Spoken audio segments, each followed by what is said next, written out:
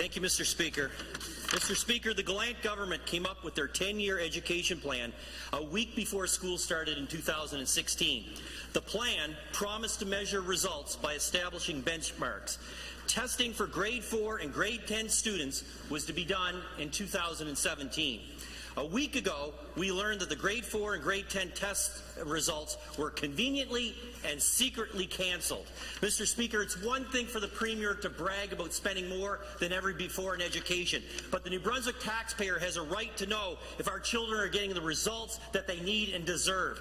Will the Minister of Education please tell this House when he learned that the grade 4 and grade 10 testing had been canceled? The Honourable Premier. Mr. Speaker, first off, the opposition should recognize the hard work of our educators in our education system, where we saw assessment results go up, Mr. Speaker, in many ranges across the evaluations. Why are they not celebrating our educators and parents and families and communities that are working hard to give the best education possible to our children? Instead, they're fear-mongering, sorry, Mr. Speaker, making things up because it has been clarified in the media by the Deputy Minister in an unprecedented move that he felt he had to do, Mr. Speaker. And I would like the Leader of the Opposition to stand up on his feet again. Him sitting down after I asked him about his shadow $100 to $150 million cuts in his last budget, I think is shameful. He should get up and tell New Brunswickers where he was going to get the $100 to $150 million in his shadow cuts that he presented in his last budget. He should get up to New Brunswickers and explain why he thinks austerity, which he tried, will work this time, even though when he did it, the economy retracted in our province.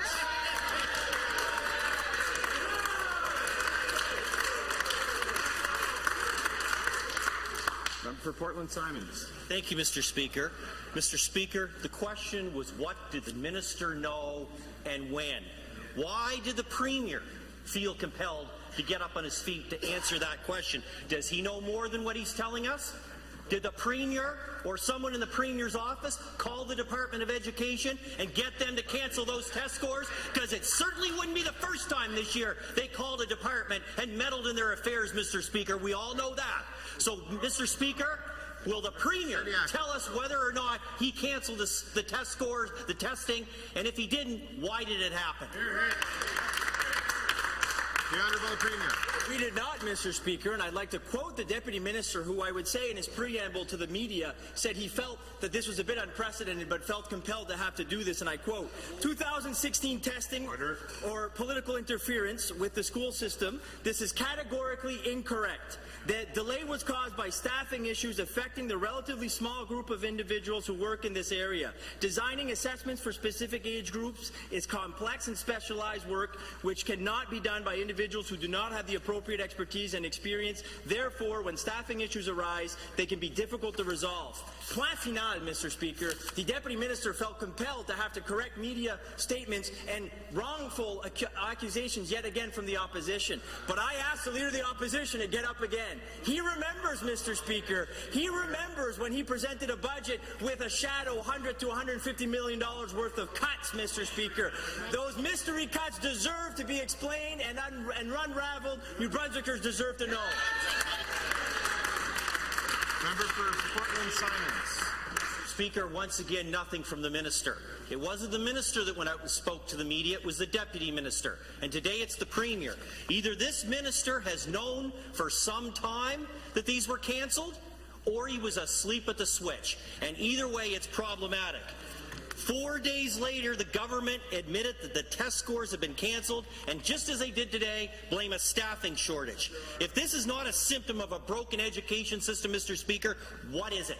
Can the minister stand up to tell us today what measures have been put in place to guarantee that another staffing shortage does not occur this coming spring?